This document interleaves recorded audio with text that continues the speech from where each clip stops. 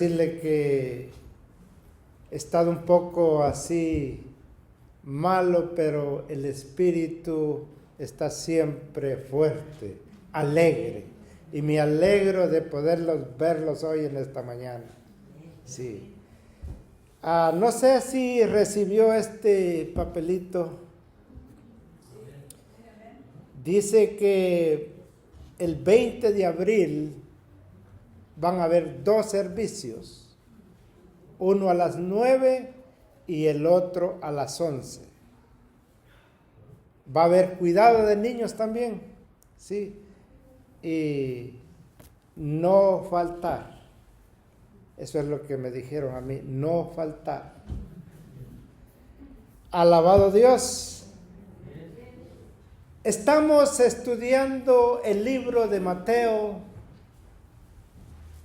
Es un evangelio que para mí ha sido un reto de poder estudiarlo. Y me recuerdo la prédica del domingo que terminaba en el verso 16, Mateo 5, 16, donde dice: vosotros sois la luz de la tierra. Así brilla esa luz delante de los hombres, dice, para que vean las buenas obras y que crean por ellas y puedan alabar a Dios. Así, más o menos así dice el versículo, parafaseándolo. Y me gozaba yo porque de allí viene el contraste de esta prédica, como que los fariseos, aquellos judíos radicales, podían decir: ¿y nosotros qué? ¿Somos tinieblas o qué? Y ahí es donde nos vamos a concentrar esta mañana, porque vamos a hablar, el título que yo le he puesto es Jesús y la ley. Pero meditando yo en estos versículos, podía ver que el Señor no tuvo problemas con la ley, porque vino a cumplirla, dijo: yo vine a cumplir la ley. En lo que él tuvo problemas fue con aquellos judíos radicales, aquellos escribas y fariseos, aquellos intérpretes de la ley, en la religiosidad que ellos tenían. Y vamos a hablar en esta mañana un poco de esa religiosidad y un poco de lo que es la ley. Y dice la palabra en esta mañana, ahí en Mateo capítulo 5, del 17 al 20. No penséis que he venido para abrogar la ley o los profetas. No he venido para abrogar, sino para cumplirla.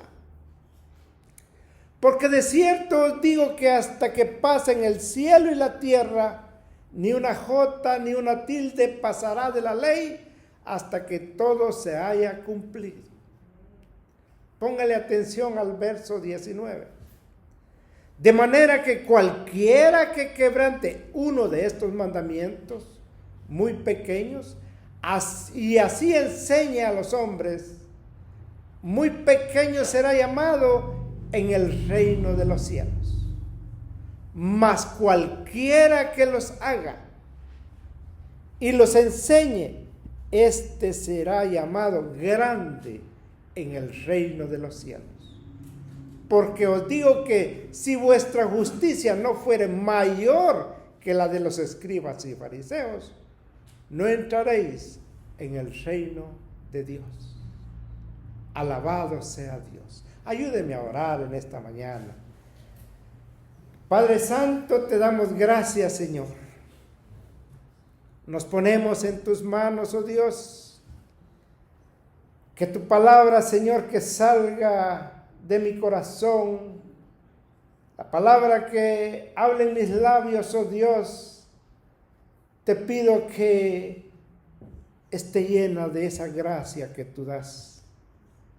Espíritu Santo, agarra esta palabra y colócala no solo en la mente, sino en el corazón de todos aquellos hermanos que están dispuestos, Señor, a atesorar tu palabra. Padre, en el nombre de Jesús, me pongo en tus manos en esta mañana.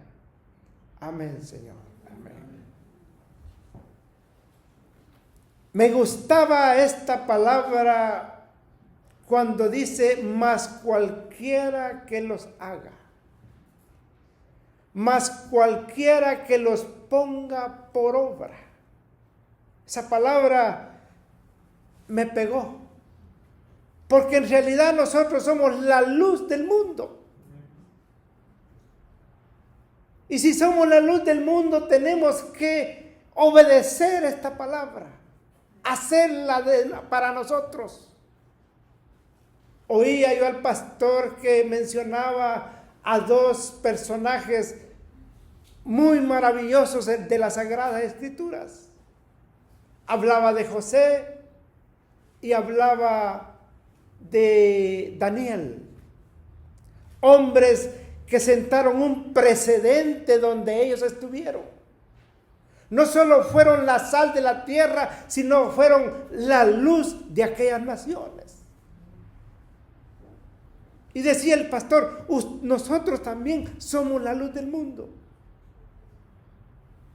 Daniel fue otro que sentó precedentes donde él estuvo y fue la luz de aquella ciudad de Babilonia. ¿Estaremos dando nosotros esa luz hoy? Yo me gozaba por esto porque dice cualquiera que los haga.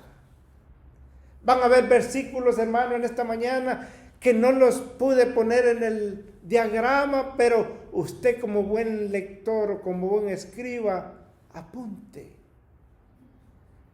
Esto me llevaba cuando dice, será llamado grande en el reino de los cielos todo aquel que, cualquiera que los haga y los ponga por obra.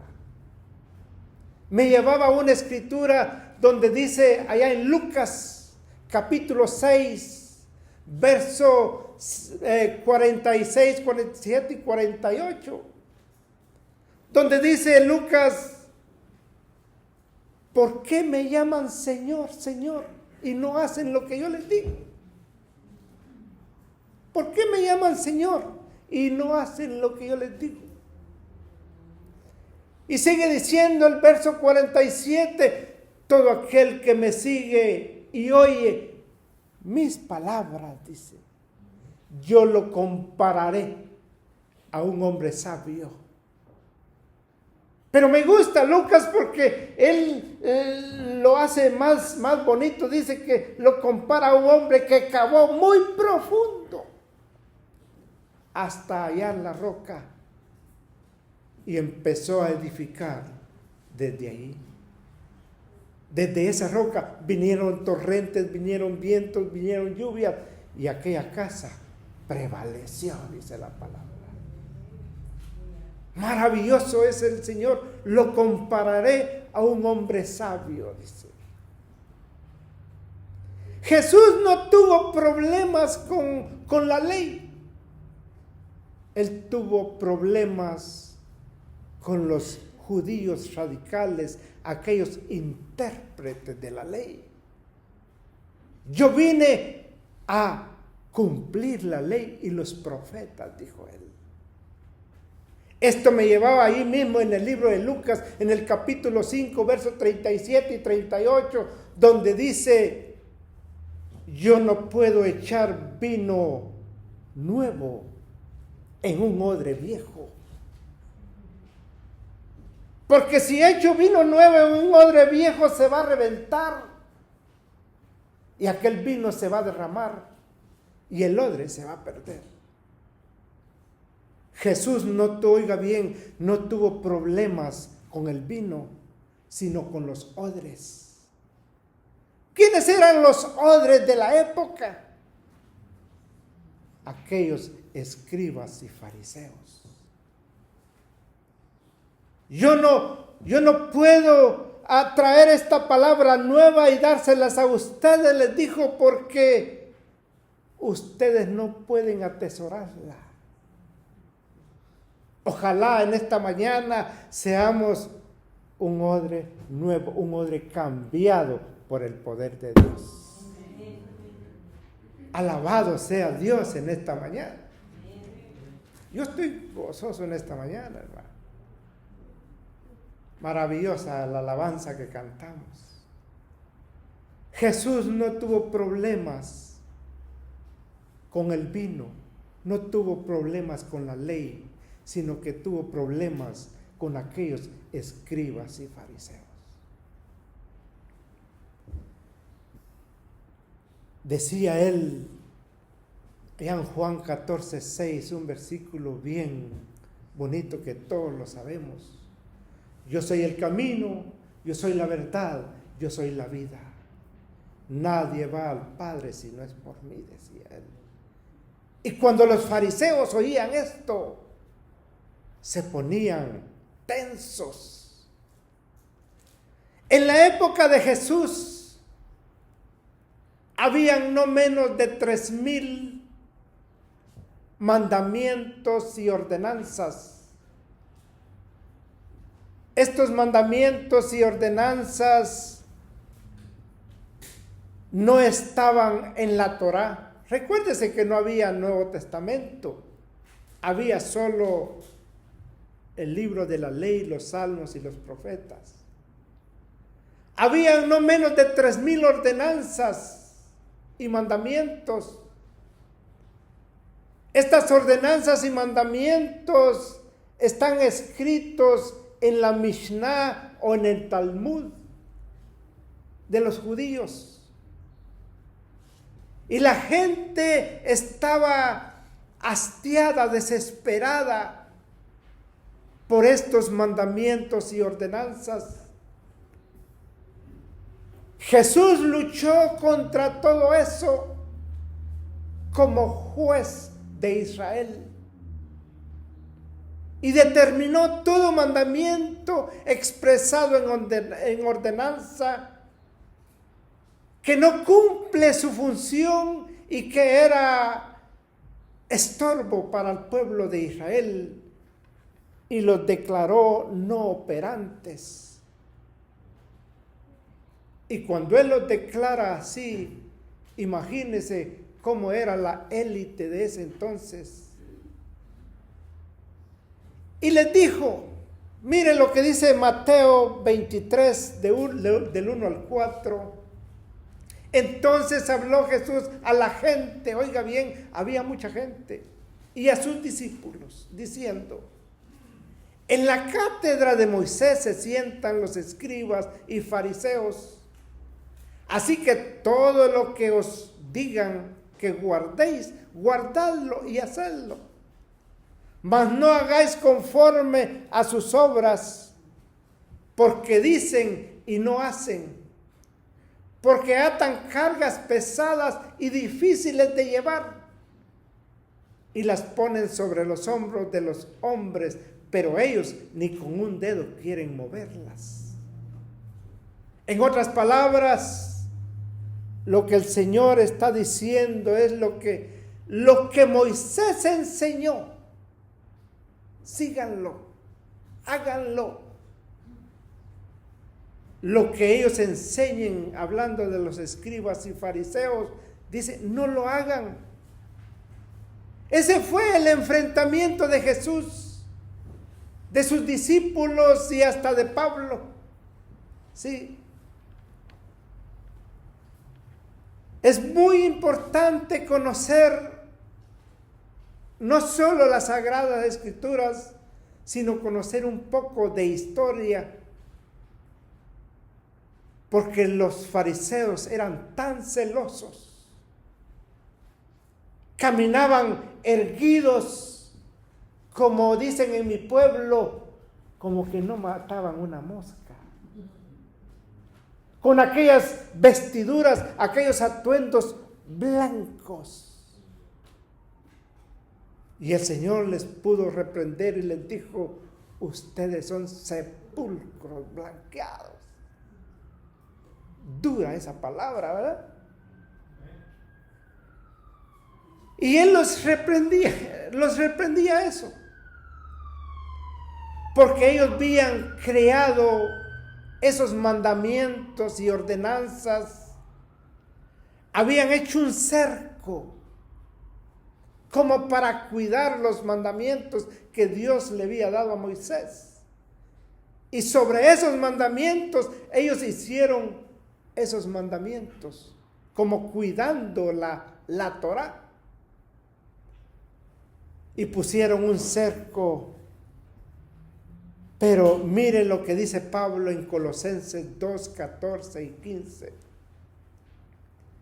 Anulando el acta de los decretos que había contra nosotros, dice Pablo, que nos era contraria, quitándola de en medio y clavándola en la cruz, y despojando a los principados y a las potestades, los exhibió públicamente, triunfando sobre ellos en la cruz.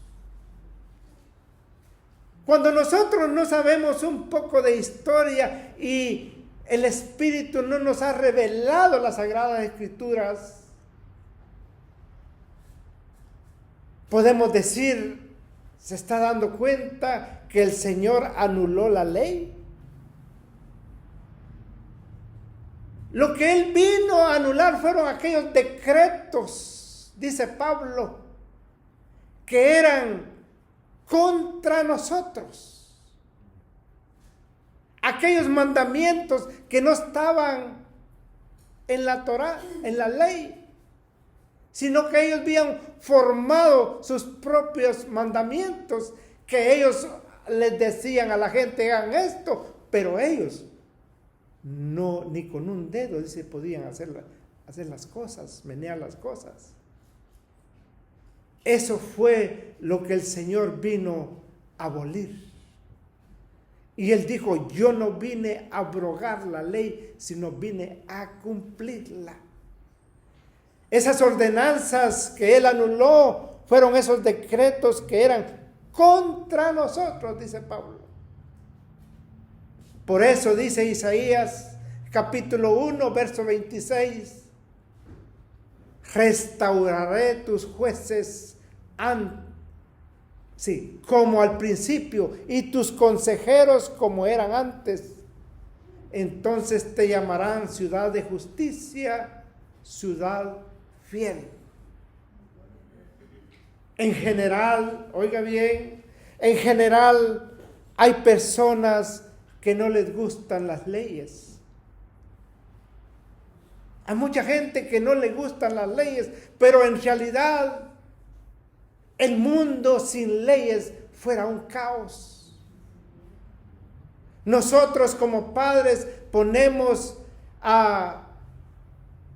no ponemos leyes, sino colocamos leyes en nuestra casa para proteger a nuestros hijos.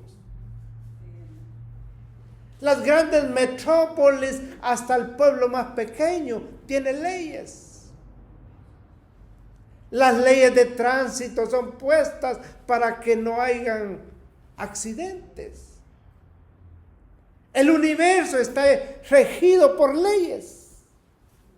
Y las leyes, aunque muchos no les gustan, tienen una función muy, pero muy especial. ¿Sí? Una función de proteger. Y usted sabe que hoy en día hay mucha gente que a lo malo le llama bueno y a lo bueno malo.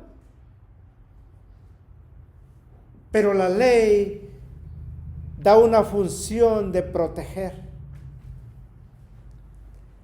La libertad de hoy la hemos confundido con el libertinaje. Tenemos que tener mucho cuidado nosotros en eso. Porque si no vamos a caer igual que aquellos judíos radicales. Las leyes son muy buenas, porque hay muchas personas que creen que entre menos leyes tengamos, vamos a ser más felices, sin darnos cuenta que la realidad, si quebramos más leyes, vamos a encontrar consecuencias terribles a nuestra vida. Ahora, detrás de todo este pensamiento está el enemigo. Porque él fue el primero en quebrar la armonía en los cielos. Fue el primero que quebró las leyes de Dios. Por eso él tiene un odio grande, oiga bien, contra todos aquellos que son fieles y obedientes a Dios y guardar sus mandamientos. Apocalipsis 12:17, miren lo que dice. Entonces el dragón se llenó de ira contra la mujer. La mujer aquí está simbolizando la iglesia. Entonces el dragón se llenó de ira contra la mujer y se fue a hacer guerra contra el resto de la descendencia de ella, los que guardan los mandamientos de Dios y tienen el testimonio de nuestro Señor Jesucristo. ¿Tiene usted el testimonio de Cristo? Si lo tiene, prepárese, un día vamos a sufrir esos ataques, pero poderoso es Dios para nosotros poderlos vencer. Amén. Quiero decirle que el enemigo no odia a todos los que proclaman seguir al Señor, sino contra aquellos que son fieles y obedientes a Dios, guardando sus mandamientos. ¿Por qué le digo esto? Porque cada vez que levantamos la voz contra aquellos, contra la ley de Dios y contra los que guardan sus mandamientos, que dice la palabra, seremos pequeños en el reino de Dios. Ahora, en este tiempo, hablar de la ley de Dios es un tema muy impopular. Casi no se oye. ¿Sabe usted por qué? Ya no se predica mucho porque yo ponía aquí, entonces dejemos que las Sagradas Escrituras nos enseñen. Y ahorita sí voy a empezar a predicar. Efesios capítulo 2, verso 8 dice, porque por gracia sois salvos, por medio de la fe. Y esto, dice la palabra, no es de vosotros, pues es un don de Dios. Por gracia somos salvos. Pero, ¿cuál es esa gracia? ¿Ha entendido usted cuál es la gracia de Dios? La bondad de Dios en nuestras vidas. Si usted lee el Salmo 40, ese salmo es bien maravilloso, donde dice, pacientemente esperé a Jehová, y él me oyó, dice, inclinó su oído a mi clamor. Esa es la gracia de él. Y dice, y me sacó del pozo. Pero no lo va a sacar solo para la superficie, no. Lo saca y lo pone en la roca, en una peña, que es Cristo. Mire qué maravilloso. Esa es la gracia de nuestro Dios. Alabado sea Dios. Me gozo yo por esta palabra. Esa es la gracia. Y por gracia nosotros somos salvos. Maravilloso es Dios. Este es el texto más precioso para hablar acerca de la salvación. Somos salvos por gracia. Pero oiga bien, ¿sabe usted que muchos tienen la siguiente idea? Oiga, esta idea que tienen muchos, no aquí, no vinieron hoy. En el Antiguo Testamento la salvación fue por guardar la ley. Y en el Nuevo Testamento mediante el nuevo pacto. Yo quiero que entendamos este movimiento de palabras. Mediante el nuevo pacto no necesitamos pues guardar la ley de Dios, porque la salvación en el Nuevo Testamento es salvo por gracia. Yo quiero que pensemos en la siguiente escena. Un día cuando Cristo venga y se lleve a todos sus hijos, uno de ellos le va a preguntar, ¿y usted o tú por qué estás aquí? Y le va a decir él, yo estoy aquí porque guardé los mandamientos de Dios. El otro le va a decir, uy, qué pena, porque yo estoy aquí solo por la gracia de Dios. La gracia de Dios me trajo hasta aquí, le va a decir él. ¿Sabe usted que eso es ilógico? ¿Es absurdo? ¿Por qué le digo esto? Porque no existen dos métodos de salvación, no. Existe un solo camino, que es nuestro Señor Jesucristo, y para Él sea toda la gloria en esta mañana. Alabado sea Dios. Si es para el Señor, déselo más fuerte. Alabado sea Dios.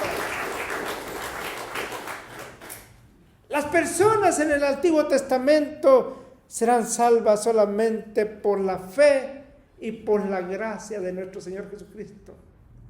La única diferencia es que en el Antiguo Testamento las personas tenían fe en un sacrificio que aún no era realizado mediante el sistema de sacrificio.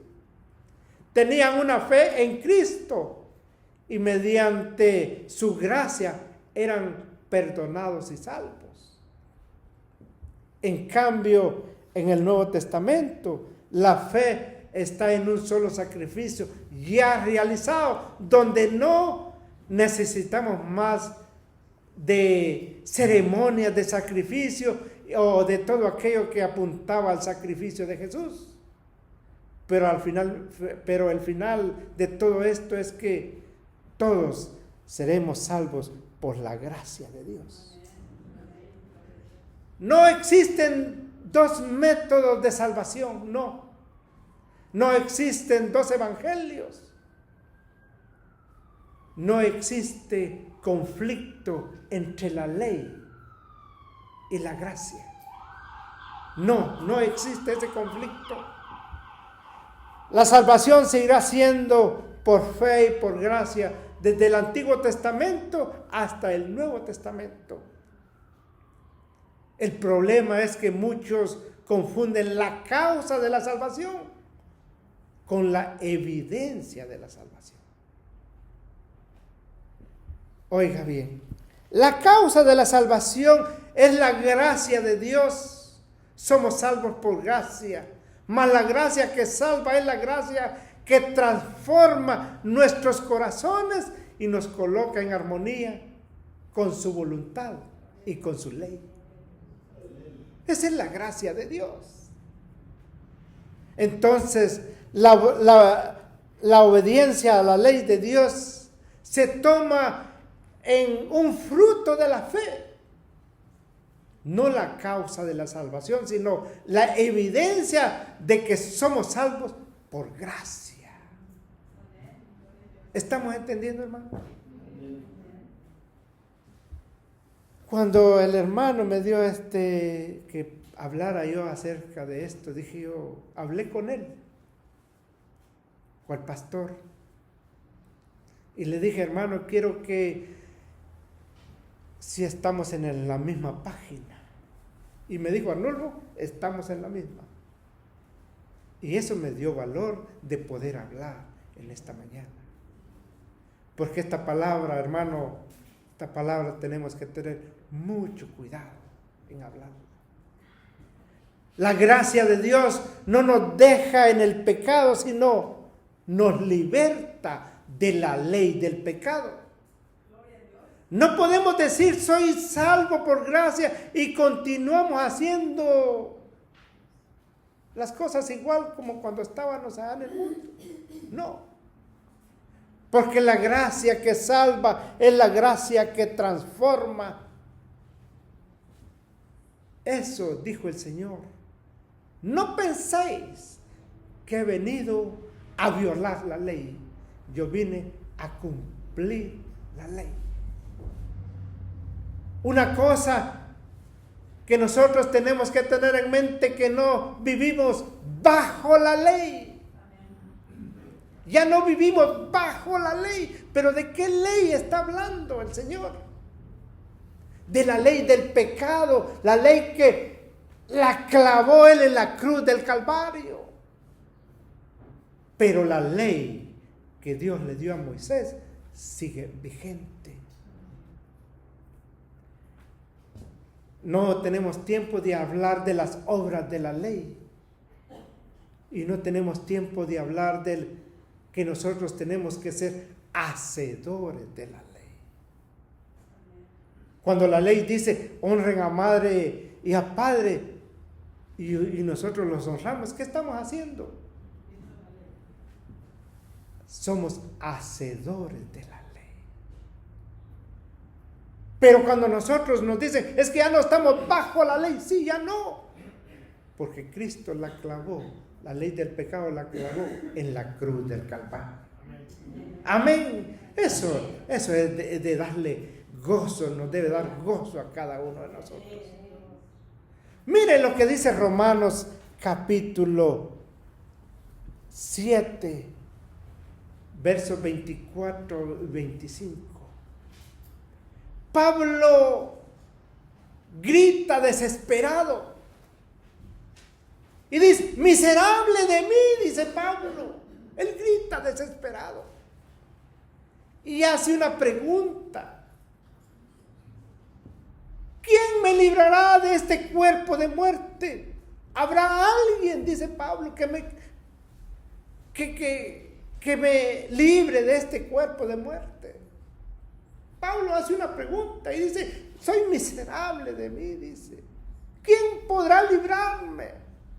Pero dice el verso 25, gracias doy a Dios por Jesucristo, Señor nuestro.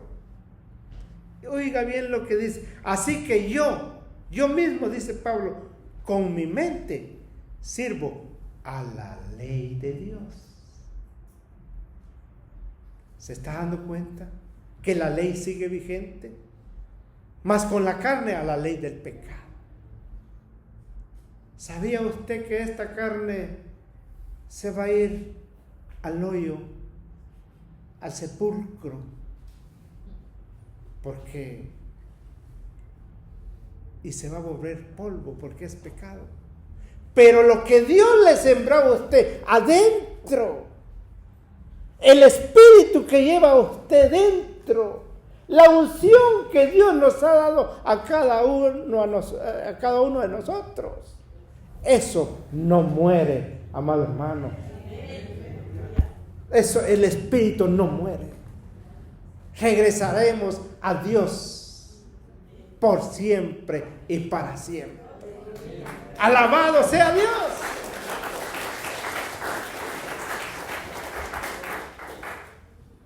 Mire lo que dice Pablo en Romanos 3:30. Y ya me estoy pasando el tiempo quizás, ¿verdad? Le voy a meter cuarta de una vez, hermano, porque ya vi el reloj, ni me había dado cuenta. Yo tranquilo estoy aquí, pero me perdona si me pasa un minuto, hermano. Romanos 3:30 y 31 dice, porque Dios es uno y Él justifica por la fe a los de la circuncisión, a los judíos. Los que se circuncidaban, por la fe Él los justifica.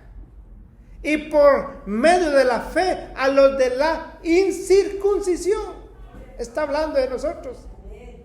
Él justifica a aquellos que en otro tiempo no eran pueblo de Él, que somos nosotros.